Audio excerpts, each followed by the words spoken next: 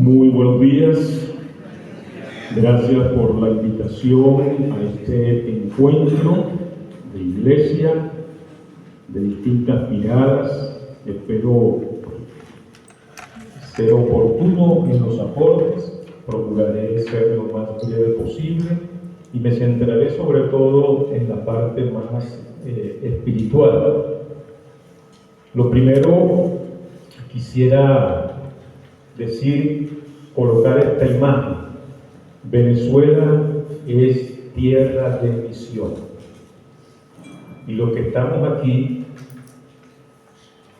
desde la vocación cristiana, que significa llamado, tenemos ese llamado de nuestro Señor a asumir esta tierra como la viña que Él nos ha dado para trabajarla, para hacer fermento en la masa, para hacer semilla.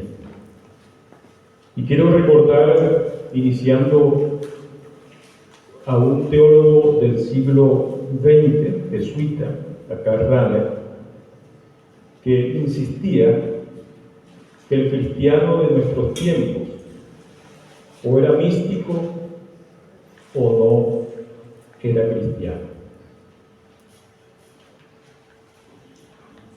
Y al inicio de este encuentro, el padre Pedro Trigo nos colocaba lo importante del conocimiento de Jesús y de entendernos como discípulos y seguidores de Jesús, y que eso no es un camino cerrado ni acabado, sino que es un camino que está siendo, que vamos siendo, y ese camino lo vamos haciendo con otro.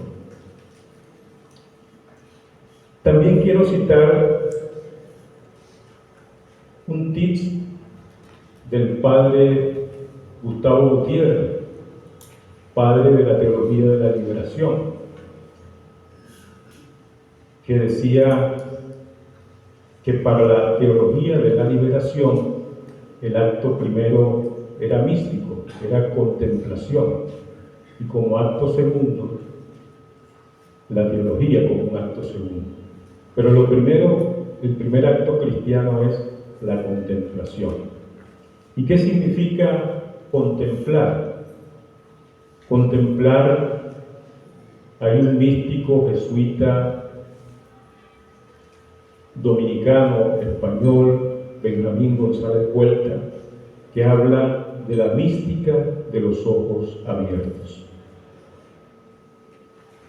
La mística de los ojos abiertos no es otra cosa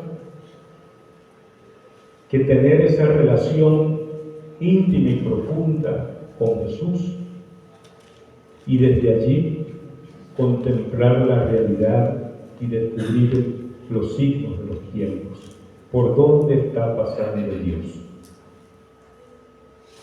Por muy oscura, por muy eclipsada que esté una situación, la situación no agota la realidad.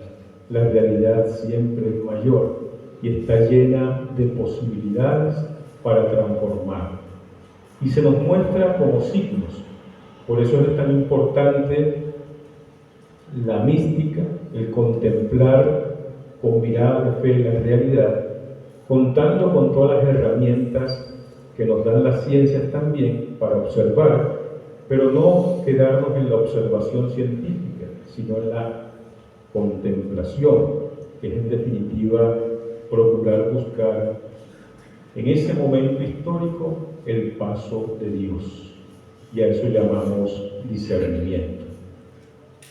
Con esto, ¿qué quiero decir? Que en este momento nosotros, como hombres y mujeres de fe, tenemos que tomarnos, en primer lugar, muy en serio el conocimiento y la contemplación de nuestro Señor, y una contemplación situada. Estamos llamados a ser en esta tierra de misión con tanta adversidad, con tantas heridas, con tantos duelos místicos de los ojos abiertos para secundar la voluntad del Señor. Lo primero que se deriva de esto, que debemos preguntarnos, los invito a que nos preguntemos en este momento, es cómo estoy ante la situación que estoy viviendo. No somos espectadores, somos parte del entramado social, político, económico, y eso nos afecta porque somos hombres y mujeres de relación, eso nos constituye y nos afecta. Y aquí quiero recuperar algo que el padre Pedro Trigo también insistía. Es importante anclarnos en el Señor y contemplar desde el Señor, porque si no, la situación que por humanos nos afecta nos puede también influir.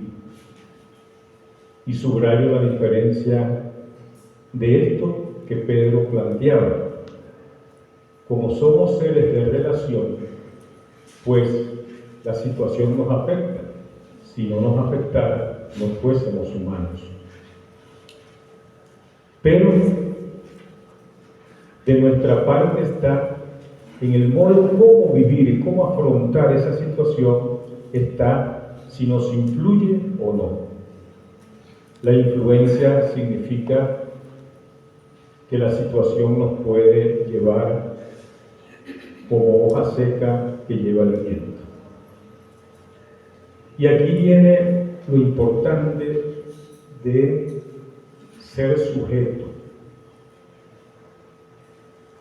El místico de ojos abiertos es sujeto y vive unas relaciones con la realidad de tal manera que busca también aprender de los demás y dar lo mejor de sí para construir mejores condiciones de vida. Me gusta utilizar mucho la imagen de la tormenta. Cuando estuve de misionero en África, me tocó vivir una tormenta en la selva. Y después de la tormenta, en aquel silencio, me paseé y comencé a detallar los árboles. Y había árboles que estaban arrancados de raíz. Habían árboles quebrados, fracturados. Y habían árboles que estaban heridos, maltratados, pero estaban de pie. ¿Y cuál era la diferencia? Los que estaban sacados de raíz no tenían raíces profundas. Los que estaban quebrados y eran fuertes, pero se quebraron, eran rígidos y ante la tormenta se partieron. Pero los que estaban heridos, maltratados y dispuestos a reverdecer, tenían un secreto. Tenían raíces profundas y eran flexibles para leer la tormenta. Creo que para mí esto es lo que más define la mística de los ojos abiertos. Raíces profundas y flexibilidad estratégica para leer la tormenta.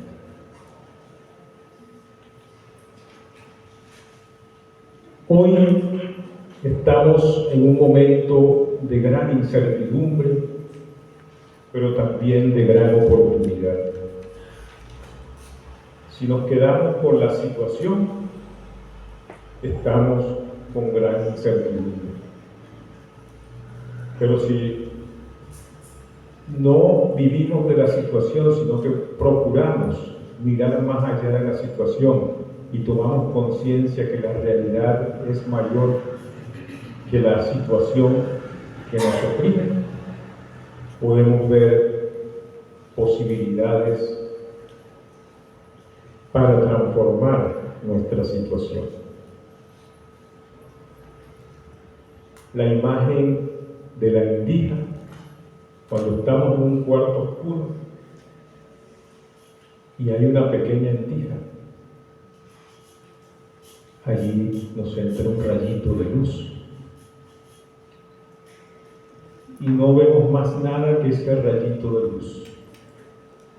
Pero si nos asomamos por la endija, vemos el paisaje. Y el paisaje forma parte de la realidad. Y la situación es ese cuarto oscuro.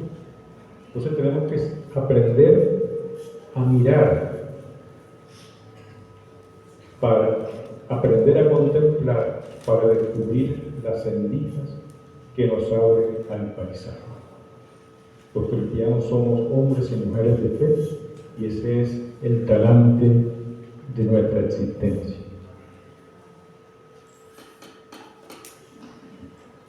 Y estamos en tiempos de incertidumbre, en una situación de incertidumbre, y en la situación de incertidumbre la tentación es la búsqueda de la seguridad.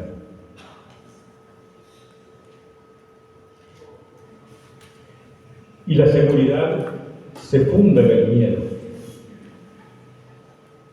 Cuando buscamos seguridad es porque en el fondo tenemos una experiencia de miedo. Si yo les diría a ustedes en este momento que dibujaran una casa segura, ¿cómo la dibujarían? Con rejas, con candados. Y si les dijera que dibujaran una casa que exprese confianza, ¿cómo la dibujarían? Son dos categorías que a veces las confundimos y que son muy paradójicas, son muy contradictorias. La seguridad se fundamenta en el miedo. Por eso las políticas de seguridad vienen siempre con operativos, con armas, porque en definitiva parten del miedo al otro. Pero la confianza es de puertas abiertas. Y creo que en este momento está la tentación de que el miedo nos atrape, nos desmovilice, nos encierre, nos paralice. Y aquí quiero hacer memoria del paradigma de Getsemaní, que es la fe que trasciende los miedos, la fe que moviliza trascendiendo los miedos, porque está fundada con una relación de confianza en el Señor. Jesús nos cuenta, los evangelistas, que en Getsemaní tiene miedo. Y como humano que es, pide al Padre: aparta de mí este cáliz. Pero también como humanos de fe, en esa relación fontanal con su Padre, dice: que no sea mi voluntad sino la tuya. Y aunque seguirá con miedo propio de la condición humana, su libertad está liberada por la relación fontanal de Dios y ya no lo arrestan, aunque lo arrestan históricamente, sino que Él se entrega. El miedo es parte de nuestra condición humana, pero estamos llamados a trascender desde la fe. Como diría Pablo, si Cristo está con nosotros, ¿quién contra nosotros? Y de esa experiencia, pues estamos llamados a salir al encuentro del otro en medio de esta situación para ver el paisaje, para señalar el paisaje. ¿Cómo actuar en una situación donde hay temores fundados? Hay temores fundados. Gran parte de los millones de migrantes se han ido, por supuesto, buscando mejores condiciones de vida, pero con temores fundados.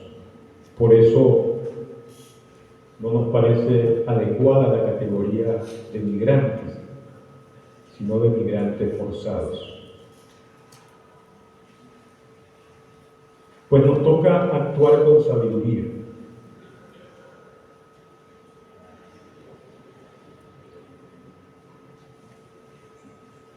La realidad en la que nos movemos, además del miedo, pues también, según el informe de Psicodata 2023, arroja un 72% de desconfianza.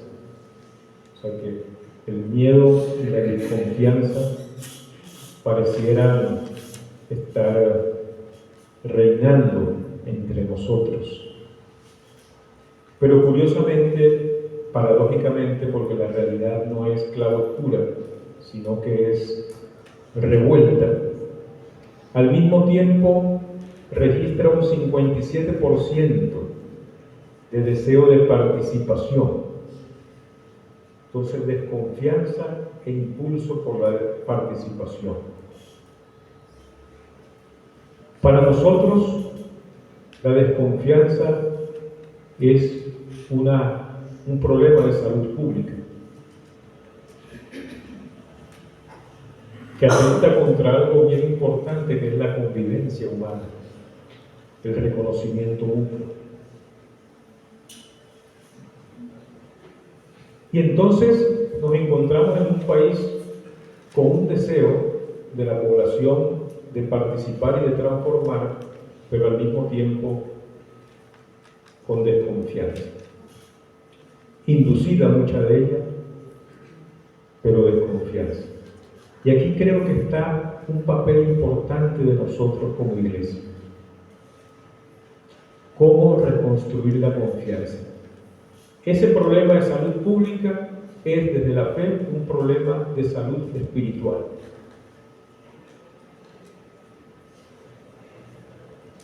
Si algo es un principio y fundamento de nuestra fe, es el Padre Nuestro, que nos invita a ser hermanos. Por tanto, la desconfianza es un problema espiritual. Y es una misión de nosotros como iglesia la construcción de espacios de confianza.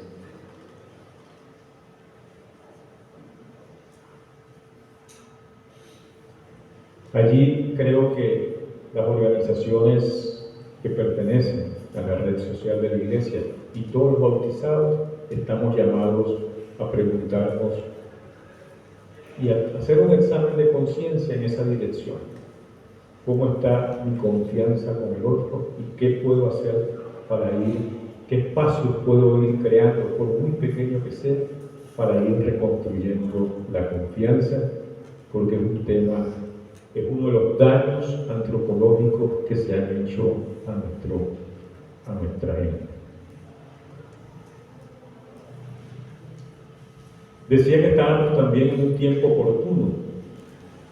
Estamos en un una coyuntura electoral. En esta coyuntura electoral estamos en una encrucijada ante el continuismo y la posible transformación progresiva de nuestra calidad de vida. Un camino, un ser siendo a largo plazo, pero que tenemos que comenzar a ver ese paisaje para ir caminando hacia allá. Por eso creo que tenemos en este momento una responsabilidad histórica, que es trabajar conscientemente para, en primer lugar, informar con honestidad, con veracidad, porque no hay información en este país. Y tenemos que ver cómo encontrar alternativas para informar. Conversar para desmontar mitos, para desmontar miedos, para construir espacios de vida. Y también para animar a los ciudadanos, a pesar de su desencanto con el modo de hacer política en este país, de todos los actores, a que se asuma con responsabilidad este momento histórico. ¿Es coyuntural? Sí. La coyuntura es como la fotografía del momento, pero lo que pueda pasar en una coyuntura puede convertirse en un punto de inflexión, en un hito en nuestro proceso que nos puede llevar a un mayor deterioro o nos puede llevar a un progresivo reconstrucción de nuestro país. Por eso les animo a que nos tomemos en serio desde nuestra fe, que oremos, que discernamos, que nos informemos bien, para que, libres de atrincheramiento y poniendo al país en el centro, podamos movilizarnos para reconstruir nuestro país. Yo siempre suelo decir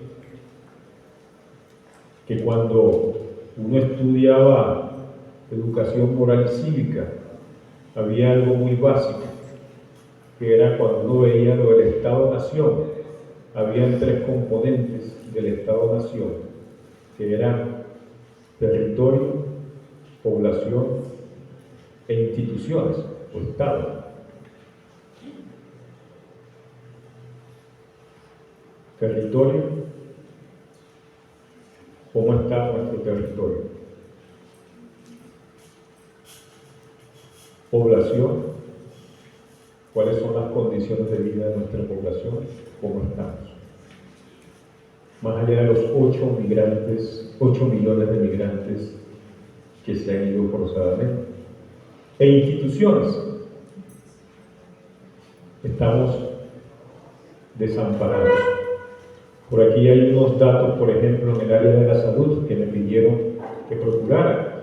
Como no hay, en este país no hay información oficial, no hay información pública, cosa que es un derecho humano irrenunciable, pues las organizaciones de derechos humanos tienen que procurar, por lo menos, levantar información. Y recientemente se hizo un estudio, la organización Acción Solidaria contra el SIDA hizo un estudio de salud en los estados Lara, Carabobo, Mérida, y dice que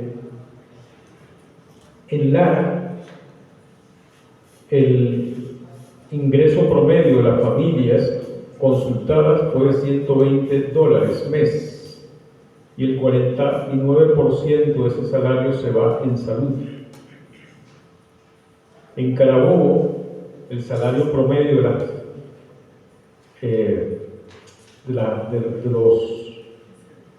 de la consulta fue 126 y se va un 40% en gastos de salud. En Mérida, el salario promedio es 112 de los consultados y se va un 60% en gastos de salud. Bueno, hay otros datos allí, pero ya me pasaron el dato. Dije que iba a hablar poquito y siempre... Bueno, y hay otros temas importantísimos que la profesora lanzó y que creo que es muy importante que nosotros como cristianos debatamos, que es el tema de la justicia transicional, que es muy clave, y el tema de las sanciones.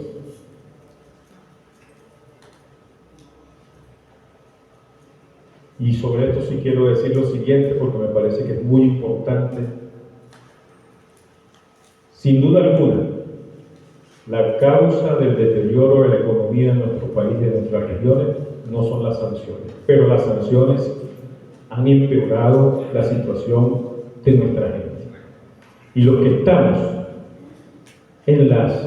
trabajando y haciendo presencia en los sectores más populares, que lamentablemente, como lo expresaba Pedro, ha habido un repliegue de la presencia pastoral en esos sectores, somos testigos de que las sanciones nos han hecho mucho daño. Por dos razones. En primer lugar, porque están agudizando las situaciones de precarización de nuestro pueblo. Y en segundo lugar, porque están sirviendo también como carnada ideológica para justificar a los que están en el poder y para que haya un mayor control social. Yo percibo claro en el barrio donde yo vivo que cuando hay crisis de gas hay mayor control social, que cuando hay crisis de gasolina hay mayor control social, y eso tiene que ver de una u otra manera con la no flexibilización de las sanciones. Creo que tenemos que ser cristianamente honestos, y cuando uno habla de esto enseguida le dicen: ve, está haciendo el juego al gobierno. No, yo estoy de parte de la gente con la que convivo, con la que servimos, y que todos los que estamos aquí tenemos también esa experiencia. Entonces hay temas en los que nosotros, independientemente de cuál sea el escenario político después del 28, tenemos que seguir profundizando, reflexionando para incidir en estos elementos. Y todo esto tiene que ver con la mística de los ojos abiertos, y como decía Carrano,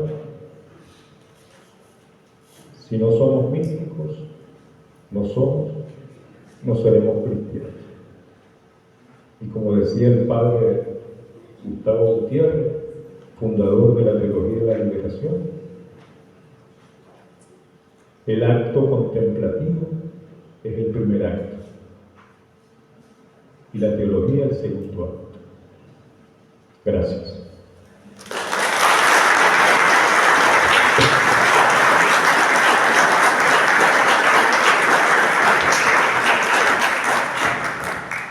Gracias al padre Alfredo Infante, y el personal del protocolo pasa a recoger las preguntas y el profesor Douglas Ramírez puede comenzar. Buenas, muy buenas, de su parte. En primer lugar, voy a ordenar las preguntas de manera a responder rápidamente. Primero, la primera pregunta que quiero responder es la siguiente: ¿es la economía necesariamente capitalista? No. ¿Es la economía necesariamente socialista? No. ¿Es la economía necesariamente comunista? No. Porque aquí hay una confusión y por eso es importante distinguir para unir. No confunda fines y medios, eso lo aprendí muy bien con Aristóteles. Distinción entre fines y medios.